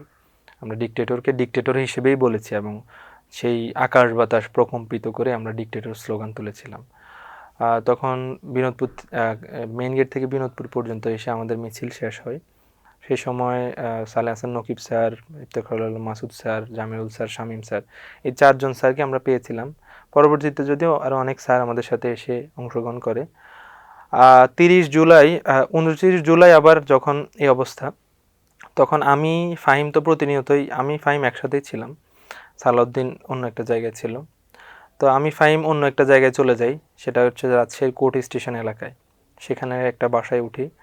সন্ধ্যায় যখন খাওয়ার জন্য বের হই, আমাদের সাথে একসাথে রাশেদ রাজন ভাইও ছিল, যিনি এই যে 17 সদস্যের যে সমন্বয়ক পরিষদের বাকি যারা ছিল বিভিন্ন দল থেকে আসছে, যেমন ছাত্র অধিকার পরিষদের সে সময়ের আহ্বায়ক মেহেদি মারুফ ছিল, সমাজতান্ত্রিক ছাত্রফ্রন্টের ফুয়াদ রাতুল ছিল, এরপর ছাত্র ইউনিয়নের আতাউল্লাহ ছিল, এরকম বিভিন্ন ঘরানার লোকজন নিয়ে এসে এক জায়গায় করা হয়েছে। তো এই ভূমিকাটা পালন করেছিল রাশেদ রাজন ভাই। এটা সামহাউ গোয়েন্দাদের কাছে তথ্য চলে যায়। তখন আমরা যখন খেতে বের হই, তখন খাওয়া শেষে আমরা যখন যাচ্ছিলাম চলে, তখন আমাদের পাশ থেকে রাশেদ রাজন ভাইকে ডিবিরা তুলে নিয়ে যায়।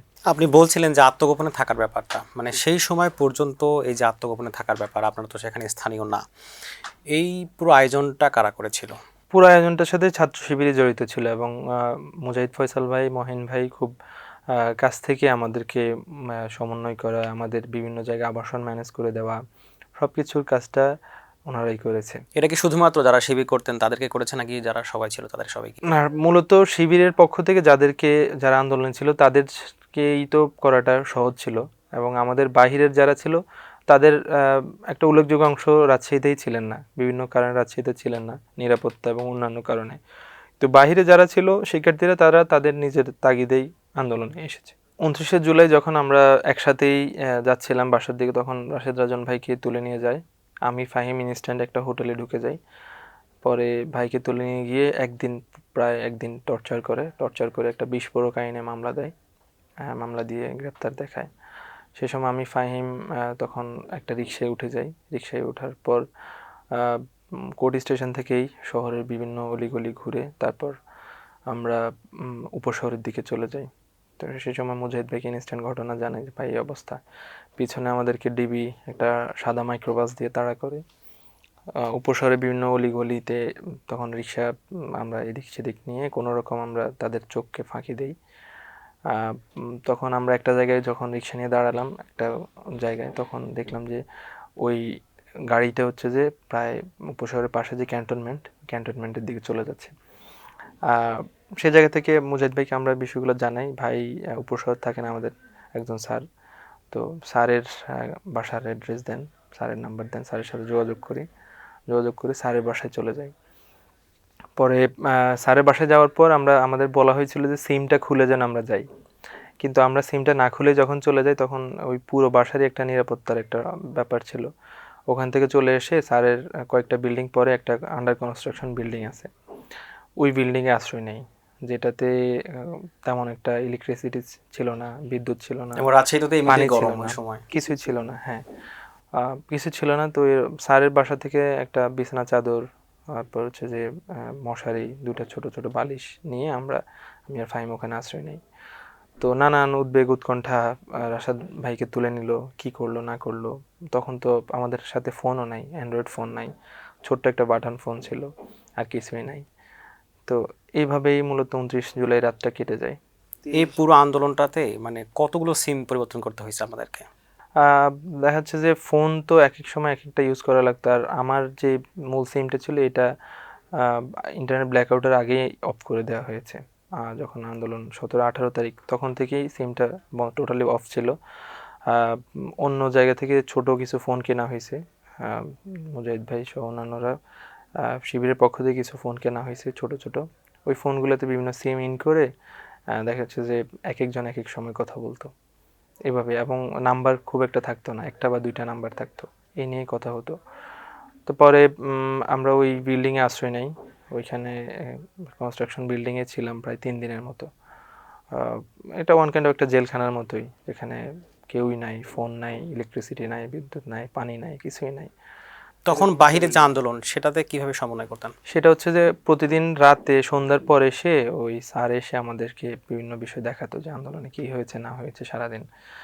প্রতিমধ্যে হচ্ছে যে বিশ্ববিদ্যালয়ের শিক্ষকরা, যারা ফ্যাসিবাদ বিরোধী শিক্ষক, বিএনপি জামাত বা অন্যান্য যে শিক্ষকরা আছে, তারা আন্দোলনে নেমেছে আর কি পুনরায়। তো স্যার এগুলো বিষয়গুলো এসে আমাদেরকে আপডেট দিত। আর এদিকে তো মুজাহিদ ভাইয়ের সাথে আমাদের ওই ছোট ফোনে যোগাযোগ হচ্ছিল আর কি। এই যে আপনি নামগুলো বলছিলেন, সালাউদ্দিন আম্মার, এরপরে হচ্ছে ফাহিম, তারপর আপনি, মানে তখন আপনারা কোন বর্ষে পড়াশোনা করতেন? আমি তখন 4th ইয়ারে ছিলাম। ফাহিম তো আমার 1 batch junior, Salauddin 2 batch junior আর কি। তার মানে তারা বিশ্ববিদ্যালয়ে বেশি দিন হয়নি আসা। হ্যাঁ হ্যাঁ, আসলে বেশি দিন হয়নি আসা। আর হচ্ছে এরপরেই তো আমাদের ওখান থেকে আমরা 1 তারিখ চলে আসি, উপশহর থেকে 1 তারিখ চলে আসি। 1 তারিখ চলে আসি, রুয়েটের পাশে একটা বাসা ছিল, ওখানেই আমার একটা ফ্রেন্ড ছিল, ওনার বাসায় থাকি। তো ওখানে এসে আমরা মূলত প্ল্যান করি। সে সময় পরবর্তী যিনি শহীদ হলেন রাজশাহী মহানগরের সাংগঠনিক সম্পাদক আলী রায়হান ভাই। আলী রায়হান ভাই, মোজাহিদ ফয়সাল ভাই, মহিন ভাই, তৎকালীন রাজশাহী মহানগর সভাপতি সিফাত ভাই, অন্যান্যরা যারা ছিল, রাজশাহী কলেজের মাসুম ভাই, আর এদিকে হচ্ছে যে আমাদের বিশ্ববিদ্যালয় থেকে যারা ছিল, সালাউদ্দিন বা অন্যান্যরা, সবাই মিলে হচ্ছে যে আমরা অনলাইনে প্ল্যান করি যে আসলে পরবর্তী আন্দোলনগুলো কেমনে এগিয়ে নিব। আর এদিকে তো অন্যদিকে আমাদের আলোচনা হচ্ছিল যে 17 সদস্যের যে সমন্বয় পরিষদ, এই গ্রুপটাতে আমাদের প্রতিনিয়ত আলোচনা হচ্ছিল, কথাবার্তা হচ্ছিল। এই গ্রুপটাতে মেয়েরা ছিল কিনা? হ্যাঁ হ্যাঁ, আমাদের 3জন, আমরা 3জন মেয়েকে পেয়েছিলাম। আমাদের নওরিন একজন ছিল, তাসিন খান ছিল, আর হচ্ছে যে মৃত্তিকা ছিল। তো 3জনকে পেয়েছিলাম। আর এই 17 জনের মধ্যে আর কি আরও এছাড়াও অনেকেই ছিল, এর মধ্যে সানজিদা ঢালি আপু ছিল, আরও অনেকেই ছিল আর কি, যারা আন্দোলনের শুরু থেকেই ভালো ভূমিকা রেখেছে। আপনি নাম বলছিলেন অনেকের, এর মধ্যে ছাত্র দলের যে অন্তর্ভুক্তি, উল্লেখযোগ্য নাম যদি বলি। ছাত্রদলের মোটা দাগে আন্দোলনে মিঠু ভাই ছিল, মাহমুদুল মিঠু ভাই ছিল। আর ছাত্রদলের অন্যান্য নেতৃবৃন্দ যারা ছিল তারা তাদের জায়গা থেকে অংশগ্রহণ করেছে, আমরা দেখেছি আর কি শুরু থেকেই। তবে মিঠু ভাইয়ের ইয়েটা বেশি দেখা গেছে। আর এদিকে হচ্ছে যে রাহি ভাই ছিল, এরপর হচ্ছে যে সর্দার জহুরুল, হ্যাঁ, ওনাদের অবস্থানটা দেখা গেছে আর কি আন্দোলনে। তারা কি সমন্বয় করে করতো নাকি নিজেদের মতো করে? আর সমন্বয় তাদের সাথে আমার ব্যক্তির জায়গা থেকে যোগাযোগটা ওভাবে হতো না, কিন্তু ছাত্র শিবিরের জায়গা থেকে যোগাযোগ হতো। মহেন ভাই সভাপতি হিসেবে ছাত্রদলের সাথেও সমন্বয় করতেন, কথাবার্তা বলতেন, মুজাহিদ ভাইও কথা বলতেন ওনাদের সবার সাথেই। আমরা সামাজিক যোগাযোগ মাধ্যম ঘাটলে শুনতে পাই যে রাজশাহী বিশ্ববিদ্যালয়ের যে আন্দোলনটা বা রাজশাহী যে কেন্দ্রিক যে আন্দোলনটা, এটা ছাত্র শিবির সে সময় মেনটেন করেছে, মানে এ ব্যাপারে কি বলবেন? দেখেন, আন্দোলনটা হচ্ছে যে আমরা শিক্ষার্থীদের আন্দোলন হিসেবেই বরাবরের মতোই বলে আসছি, আজকেও তাই বলছি। কিন্তু আন্দোলন সমন্বয় করা, প্রচার আন্দোলনে পলিসি মেকিং, ওভারঅল জায়গা থেকে ছাত্র শিবিরের একটা উল্লেখযোগ্য ভূমিকা ছিল। সেটাকে যদি অস্বীকার করা হয় তাহলে আসলে আন্দোলনটার কোনো ইয়ে রইল না আর কি। শিক্ষার্থীদের অংশগ্রহণ অবশ্যই আমরা অ্যাকনলেজ করি, এখনো পর্যন্ত করি, এবং এটা একটা গণ আন্দোলন ছিল, গণ অভ্যুত্থান ছিল। কিন্তু আন্দোলনের পলিসি মেকিং অবশ্যই শিবিরের একটা উল্লেখযোগ্য ভূমিকা ছিল। রাজশাহী বিশ্ববিদ্যালয় কেন্দ্রিক এবং আশপাশ জামাত শিবিরের একটা বড় আধিক্য আছে, যেমন যে আমরা সামাজিক যোগাযোগ ঘাটলে দেখতে পাই, আগে থেকেই ছিল। তো আপনারা যখন আন্দোলনে ছিলেন, যারা আশপাশের মানুষ ছিল তাদের কি রকম সহযোগিতা পেয়েছেন? আবাসিকের লোকজন আমাদেরকে বরাবরের মতোই সহযোগিতা করেছে। আমাদের বিশেষ করে সেই সময়ে যখন আমাদের হয়তো কেউ কেউ স্যারের বাসায় থেকেছি, কিন্তু ম্যাক্সিমামই একটা অংশ আবাসিকের বিভিন্ন আমাদের যারা আছেন সুদী শুভাকাঙ্ক্ষী তাদের বাসায় থেকেছেন, বিভিন্ন লজিস্টিক সাপোর্ট দিয়েছেন। আমাদের আন্দোলনের ন্যূনতম যে বিষয়টা, যেমন কিছু লাঠি সোঁটা, কিছু পাইপ, এই বিষয়গুলো আত্মরক্ষার জন্য তো আমাদের লাগতোই। এই বিষয়গুলো আমরা তাদের কাছ থেকে পেয়েছি। এবং আমাদের ইনস্ট্যান্ট যে কোনো সমস্যা তৈরি হলে আমাদেরকে যে আশ্রয় দেওয়া, বিশেষ করে 4ই আগস্ট আমি আন্দোলনটা সমাপ্ত ঘোষণা করি কাজলায় আমি স্থানীয় একজন সুধীর বাসায় আশ্রয় নেই এবং সেখান থেকে রাতে আমি অন্য একটা জায়গায় শিফট হই।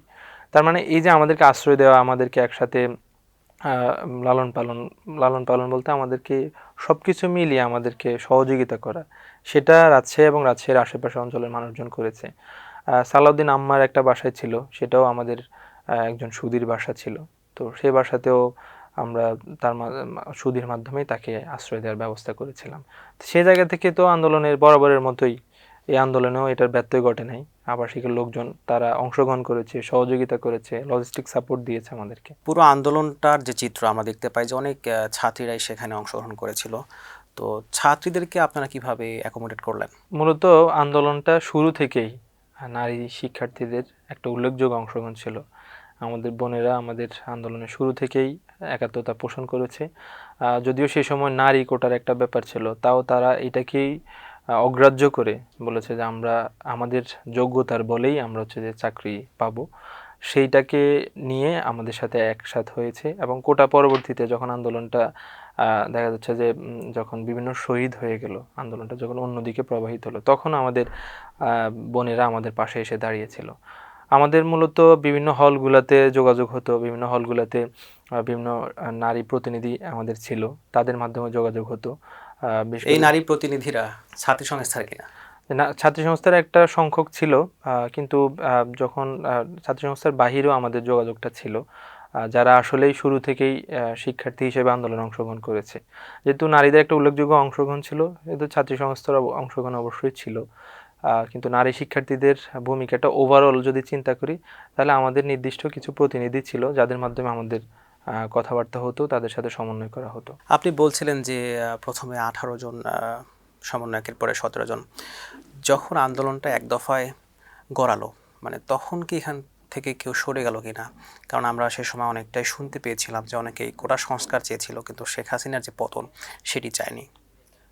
না, আমাদের যে সর্বশেষ যে 17 সদস্যের সমন্বয় পরিষদ হয়েছিল, তো সবাইকে বলা হয়েছিল যে আন্দোলনটা সেন্ট্রাল যে দিক যেভাবেই দিক নির্দেশনা দিবে, সেন্ট্রাল বলতে যে কেন্দ্রীয় বৈষম্য বিরোধী ছাত্র আন্দোলন, এরা যেভাবে নির্দেশনা দিবে সেভাবেই আন্দোলনটা শেষ পর্যন্ত এগিয়ে নিয়ে যেতে হবে।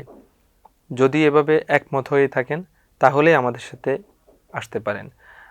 যেহেতু সবাইকে মানে অনেকবার করে বোঝানো হয়েছে, অনেকবার করে বলা হয়েছে, সে জায়গা থেকে ওই 17 সদস্যের যে সমন্বয়ক পরিষদ, এটা হওয়ার পর আর কেউ পিছু হটে আসেনি বা পিছু হটে আসার সুযোগই ছিল না। বরঞ্চ আমরা এই 17 জনের মধ্যে বড় জোর 4 থেকে 5 জন রাজশাহীতে অবস্থান করছিলাম, বাকিরা নিজ নিজ জায়গায়, কেউ ঢাকায় ছিল, কেউ তার নিজের জেলায় ছিল, ওইখানে অবস্থান করেই মূলত আন্দোলনটা চালিয়ে নেওয়ার পক্ষে ছিল। কিন্তু অনলাইন কেন্দ্রিক যে একটা সাপোর্ট, এই সাপোর্টটা এবং ন্যারেটিভ বিল্ড আপের জায়গাটা তারা এটা কাজ করছিল। এই যে আপনারা শেখ হাসিনার এক দফার যে ঘোষণা দিয়ে ফেলেছিলেন, এরপরে আমরা তো জানি যে বিশ্ববিদ্যালয় একটা বড় অংশই ছিল প্রশাসনে বা যারা বিভিন্ন কর্মকর্তা, তারা সে সময় আওয়ামী লীগ করতো এবং পার্শ্ববর্তী এলাকায় অনেকে আওয়ামী লীগ করতো এবং ছাত্রলীগ তো ছিলই, তারা ক্যাম্পাসে না থাকলেও বাইরে ছিল। মানে তখন পর্যন্ত তারা বাহিরে কি প্রতিরোধ করেছিল আপনাদের বিরুদ্ধে? 4 তারিখ 3, 4, 5 মূলত লাগাতার এক দফা ঘোষণার পর আমরা সেই তালাইমারি পয়েন্টকে কেন্দ্র করে আমাদের আন্দোলনটা ছিল। তো সেই সময় আলুপট্টি আওয়ামী লীগের যে অফিস ছিল, এই অফিসকে কেন্দ্র করে তাদের একটা স্ট্রং ঘাঁটি ছিল, নগর ভবনের আশেপাশে ছিল। নগর ভবনটাকে তারা তাদের একটা আস্তানা বানিয়ে ফেলেছে। পরে আন্দোলনের পরে আমরা অসংখ্য অস্ত্র, গোলাবারুদ, গুলি, পিস্তল এগুলো উদ্ধার করছি স্বয়ং নগর ভবন থেকেই।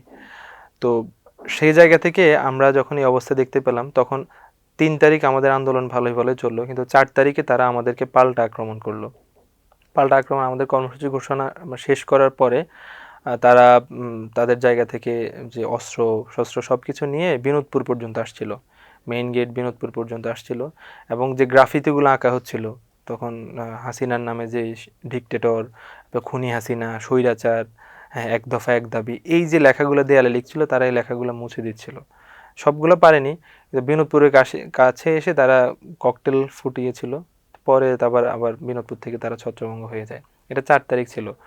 5 তারিখ তাদের প্রতিরোধটা অনেক বেশি ছিল। 5 তারিখ আমরা আলুপট্টি অভিমুখে যাত্রা শুরু করি এবং আলুপট্টি পয়েন্টে গিয়েই মূলত তাদের সাথে আমাদের সংঘর্ষ হয়। তাদের প্রায় অসংখ্য শুটার ছিল, তাদের পিস্তল হতে শুরু করে তারা ওখান থেকে মুহুর্মুহু গুলি ছুটতেছিল, এরপর যে বোমা মারতেছিল। পাশেই পুলিশ ছিল, কিন্তু পুলিশ নির্বিকার ছিল। এদিকে আমাদের শুধুমাত্র লাঠি ছোটা এছাড়া আর কিছুই ছিল না প্রতিরোধ করার মতো, যার কারণে আমাদের হাজার হাজার যে শিক্ষার্থী, এরপর যে ছাত্র জনতা, তখন তো শিক্ষার্থী না, তখন ছাত্র জনতা সবাই নেমে আসছে। সবাই বাধ্য হয়ে তালাইমারি পর্যন্ত আমাদেরকে ধাওয়া দিয়ে তারা নিয়ে আসে। তো তখনই আমরা শুনতে পাই যে হাসিনা পালিয়ে গেছে। এর মধ্যেই যে ঘটনাটা ঘটে যায়, আমাদেরকে যখন গুলি করছিল তখন ঠিক আমাদের সামনেই কারো পায়ে লাগছিল, কারো হাতে লাগছিল, কারো মাথায়। আলী রায়হান ভাই, যিনি শাহাদাত বরণ করেছিলেন, রাজশাহী মহানগর সাংগঠনিক সম্পাদক শিবিরের তৎকালীন, তো ভাইয়ের মাথায় একটা গুলি লাগে চোখের উপরে। ভাই মাটিতে লুটিয়ে পড়ে। এরপর আমাদের যখন ধাওয়া দেয় তখন আমাদের কিছু বোন হচ্ছে পাশেই কিছু জায়গায় ঢুকে যায়, বেশ কিছু গলি আছে।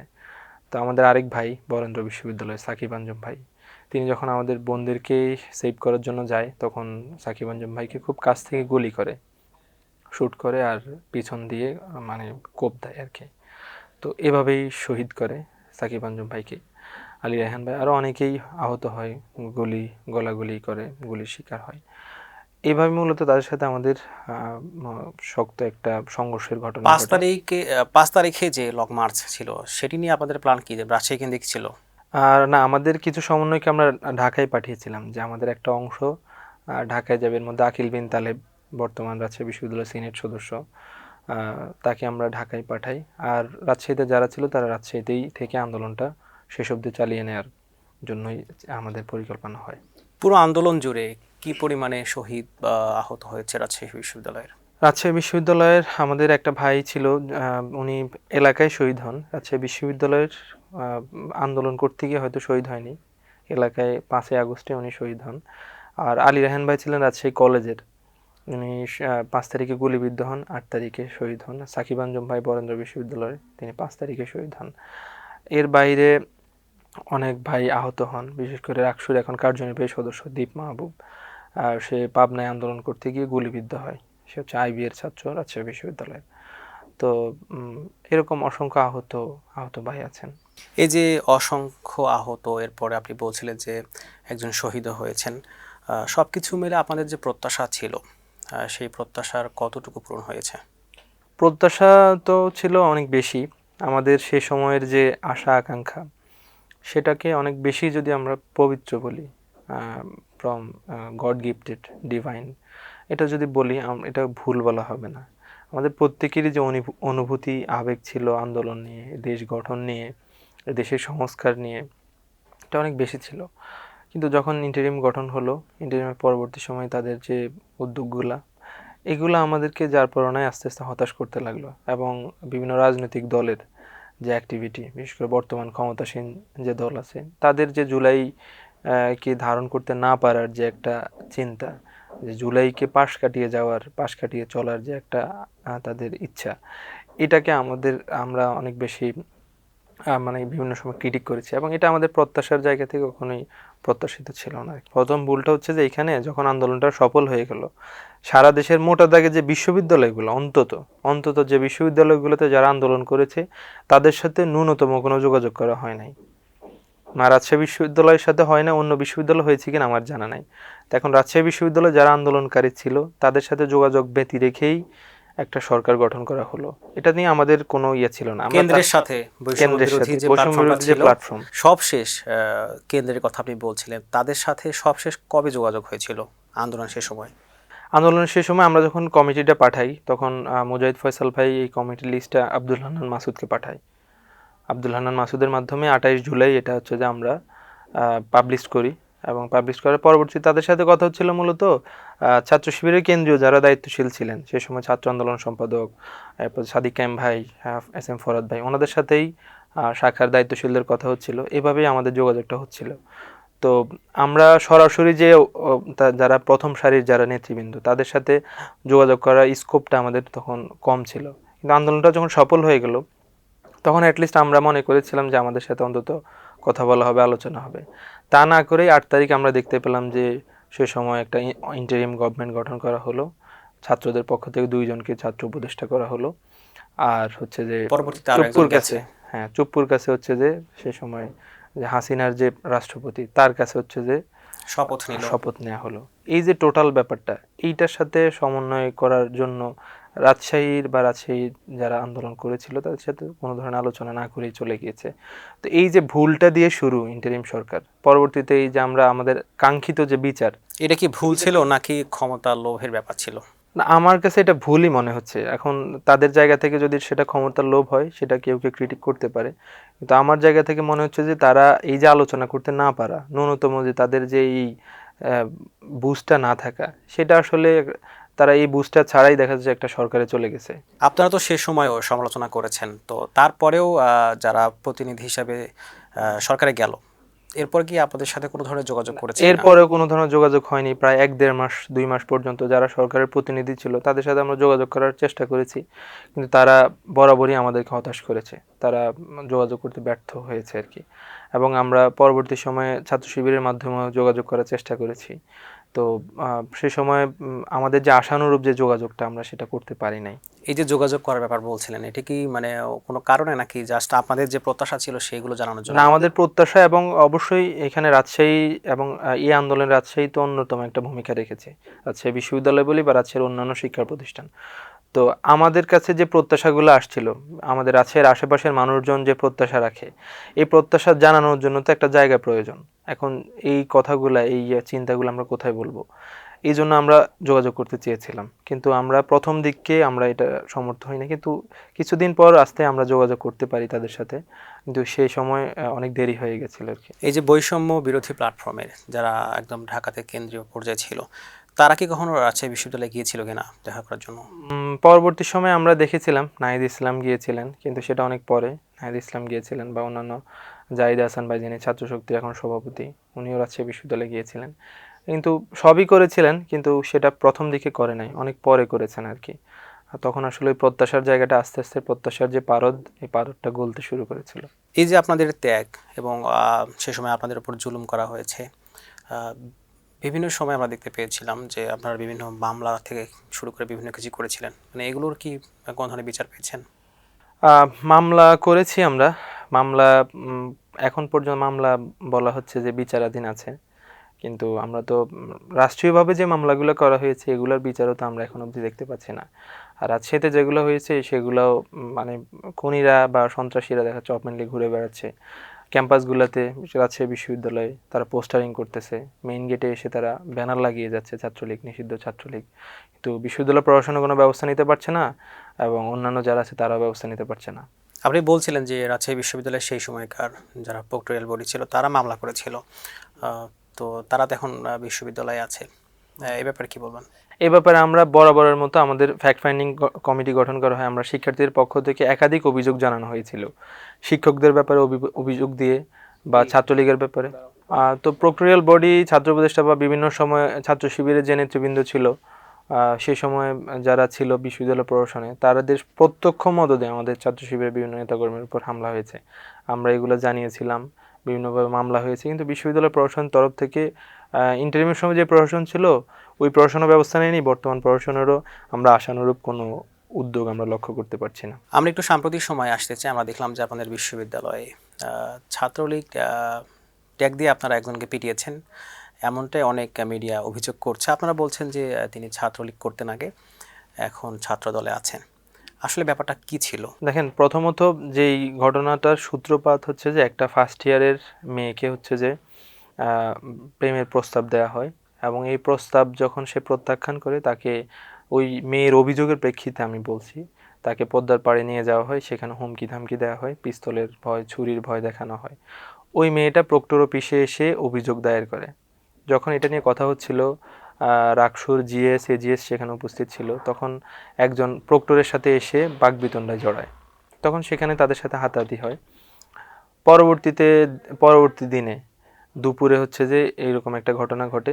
তখন সে একইভাবে আরও কিছু লোকজন নিয়ে এসে এইভাবে বাকবিতণ্ডায় জড়ায়। তখন একটা হাতাহাতির ঘটনা ঘটে। সেই সময় তার সাথে ছাত্রলীগের বিভিন্ন গ্রুপের বিভিন্ন চ্যাটিং খুঁজে পায় এবং স্পষ্টভাবে তাকে শনাক্ত করা যায় যে সে ছাত্রলীগের সাথে জড়িত। এটা প্রক্টরকে জানানোর পর ওর সাথে পুলিশ ছিল, পুলিশ তাকে ধরে নিয়ে যায়। ধরে নিয়ে যাওয়ার কিছুক্ষণ পরেই হচ্ছে যে তাকে ছেড়ে দেয়। ছেড়ে দেওয়ার পর আমরা দেখতে পেলাম যখন রাকসু জিএস এবং আমাদের রাকসু তথ্য গবেষণা সম্পাদক নাজমুল সাকিব ভাই, তিনি যখন রাকসুতে অবস্থান করছিল তখন প্রায় 7-8 জন নিয়ে গিয়ে রাকসু ভবনে হামলা করে। রাকসু শিক্ষার্থীদের একটা নির্বাচিত প্ল্যাটফর্ম। এই প্ল্যাটফর্মে গিয়ে যখন রাকসুর জিএস এবং তথ্য গবেষণা সম্পাদকের উপর হামলা করবে, তখন সেইটাকে ডিফাইন না করে, সেটাকে উল্লেখ না করে দেখা যাচ্ছে যে অসংখ্য মিডিয়া পরবর্তী যে এই ঘটনাটা ঘটেছে, অনাকাঙ্ক্ষিত একটা ঘটনা, এই ঘটনাকে অনেক বেশি হাইলাইট করতেছে। আপনি বলছিলেন যে আপনারা ছাত্রলীগকে বিতাড়িত করেছেন, আবার এখন বলছেন যে ছাত্রলীগ এবং আরও বেশ কয়েকটি গ্রুপ থেকে অনেকেই সেখানে সে জড়ো করে আপনাদের উপর হামলা করেছে। মানে এর পেছনে আসলে শক্তি কি? মানে শুধুমাত্র কি ছাত্রলীগের সাবেক নাকি আরও অন্য কেউ আছে? ইদানিং আমরা যেটা দেখতে পাচ্ছি, ইদানিং হচ্ছে যে আমি স্পষ্টভাবে বলতে পারি যে ছাত্রদলের যে শাফিন আজমির, তার হচ্ছে যে তত্ত্বাবধানে বলা যায় সে একটা ছাত্রলীগ করত, যারা বিভিন্ন সময় নির্যাতনের সাথে সম্পৃক্ত ছিল, যারা গেস্ট রুম কালচার, গণরুম, এরপর সিট বাণিজ্যের সাথে জড়িত ছিল, এদেরকে নিয়ে এসে সে ছাত্রদলে নিয়ে আসার চেষ্টা করতেছে এবং ছাত্রদলে নিয়ে এসে হচ্ছে যে সে তাদেরকে পুনর্বাসন করার একটা হীন চেষ্টা চালাচ্ছে। এই চেষ্টা থেকে ওই লোকগুলো হচ্ছে যে এই শাফিন আজমির, যার কথা বললাম, আরও ছাত্রদলের আরও অনেকেই, তাদের মাধ্যমে হচ্ছে যে সে শক্তি পাচ্ছে। এবং রিসেন্টলি আমরা দেখতে পেলাম যে বিশ্ববিদ্যালয়ের ছাত্রলীগের একটা তৎপরতা, তো এটার সাথে অ্যালাইন করলে আমরা এটার উত্তর পেয়ে যাই। রাকসুতে হামলা হলো, পরবর্তী সময়ে যখন আমাদের একজন রক্তাক্ত করা হলো, তখন আমরা প্রক্টর ছিল, পুলিশ ছিল, তাদের উপস্থিতিতে আমরা বললাম যে স্যার, একবার আইনের আওতায় আমরা তাকে নিয়ে এসেছি, আইনের হাতে তুলে দিয়েছি, কিন্তু আপনারা তাকে ছেড়ে দিলেন, দেখেন রাকসু ভবনে গিয়ে হামলা করলো। পরবর্তী সময়ে তাকে বের করে আনার সময় কিছু এখানে অনাকাঙ্ক্ষিত ঘটনা ঘটে। এর প্রেক্ষিতেই দেখা যাচ্ছে যে তাদের বিরুদ্ধে যেহেতু ছাত্রলীগ সন্ত্রাস বিরোধী আইনে মামলা হয়, তাদেরকে গ্রেপ্তার দেখানো হয়, কিন্তু মিডিয়া বরাবরই তাদেরকে শিক্ষার্থী হিসেবে পোর্ট্রে করার চেষ্টা করা হয়েছে। আমরা দেখলাম যে এই ঘটনার সময় ছাত্রদল প্রশাসনিক ভবনের সামনে শিবির এবং জামাতকে ঘিরে স্লোগান দিয়েছে। কি কারণ ছিল? কারণ ওটাই ছিল, যেহেতু ছাত্রদল ব্যাকড ছিল, মানে ওই ছেলেগুলা যেহেতু ছাত্রলীগ আগে করতে, এখন ছাত্রদল করতেছে, এখন যেহেতু নিজেদের লোক যখন এরকম একটা অকারেন্সের সাথে জড়িত হয়ে গেছে, তখন শিবির বিচার দাবি করে যখন বিশ্ববিদ্যালয় প্রশাসনের সাথে দেখা করতে গেছে, তখন তো তাদের এই রাজনীতিটা তো তারা করতেই হবে। এবং খুব ইন্টারেস্টিংলি, এর আগে হচ্ছে যে নিষিদ্ধ ছাত্রলীগের যে সেক্রেটারি গালিব, যাকে আমরা 16 তারিখ ক্যাম্পাস থেকে বিতাড়িত করি, সে পোস্ট দেওয়ার 40 থেকে 45 মিনিট পর হচ্ছে যে ছাত্রদল নেমে যায়। এবং ঘটনা ঘটে 3টা থেকে 3:30টার মধ্যে লাইব্রেরিতে। কিন্তু ছাত্রদলের ইনস্ট্যান্ট কোনো প্রতিবাদ, কোনো কিছুই আমরা দেখতে পেলাম না। যখনই গালিবের এই পোস্টটা দেখলাম, তখন 40 থেকে 45 মিনিট পর দেখলাম যে ছাত্রদল নেমে যাচ্ছে। তো এটার সাথে আমরা একটা লিঙ্ক আপ আমার মনে হয় করতে পারি। ছাত্রদল তার যে মূল রাজনীতিটা, এই রাজনীতিটা না করে সেই আওয়ামী লীগ ছাত্রলীগের যে পারপাস, এই পারপাসটাই সার্ভ করছে বলে আমাদের অনুমান। আমরা দেখলাম যে সাধারণ শিক্ষার্থী একটা ব্যানারও আপনাদের এই হামলার বিরুদ্ধে তারা মানববন্ধন করেছে। এ ব্যাপারে কি বলবেন? আজকেও দেখলাম যে মানে সাধারণ শিক্ষার্থীর ব্যানারে আমাদের সুলতান আহমেদ রাহি ভাই, যিনি 8-9 সেশনের শিক্ষার্থী এবং উনি লাইব্রেরিতে নাকি রীতিমতো পড়াশোনা করেন, এই মর্মেই হচ্ছে উনি দাঁড়িয়েছিলেন। এরপরে দেখলাম যে সর্দার জহুরুল, মানে ছাত্র দলের যারা আছে সবাই হচ্ছে যে ওই ব্যানারে দাঁড়িয়েছে, কিন্তু ব্যানারের নাম হচ্ছে যে রাজশাহী বিশ্ববিদ্যালয়ের শিক্ষার্থীবৃন্দ। মানে এর চেয়ে রাজনৈতিক দেউলিয়াত্ব আর কি হতে পারে আমার আসলে জানা নাই।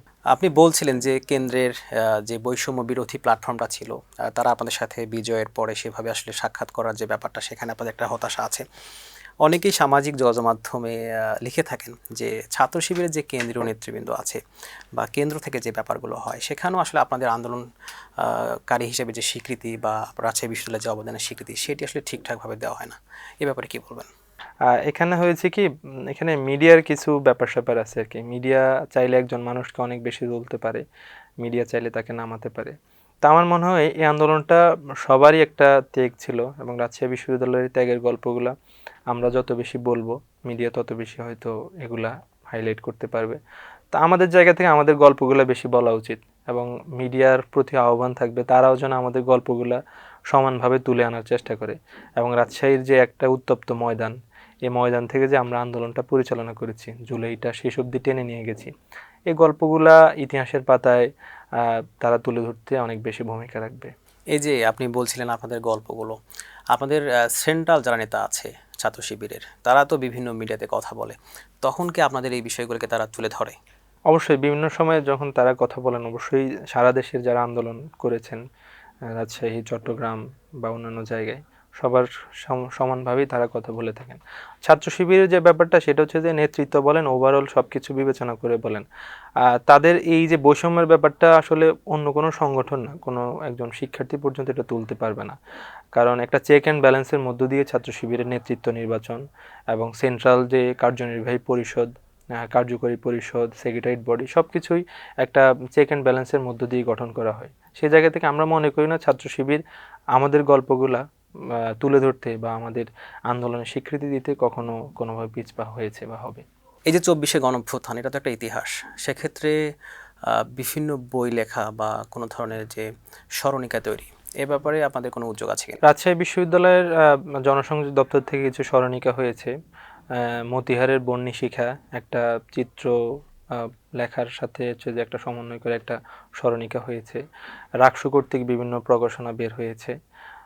এগুলা বের হয়েছে, স্মৃতিকথা টাইপের কিছু বই বের হয়েছে। আমাদের ব্যক্তি পর্যায়ে কিছু বই বের হওয়ার কাজ চলছে, যারা সেই সময় আমরা মূলধারায় নেতৃত্ব দিয়েছিলাম, আন্দোলনটা শুরু থেকে শেষ পর্যন্ত কীরকম ছিল, আমাদের ব্যক্তিগত জায়গা থেকে কিছু কাজ চলমান আছে।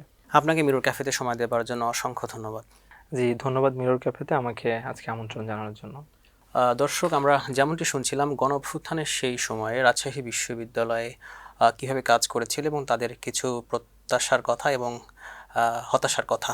আবারও আগামী কোনো পর্বে দেখা হবে, সেই পর্যন্ত ভালো থাকুন, সুস্থ থাকুন, ধন্যবাদ।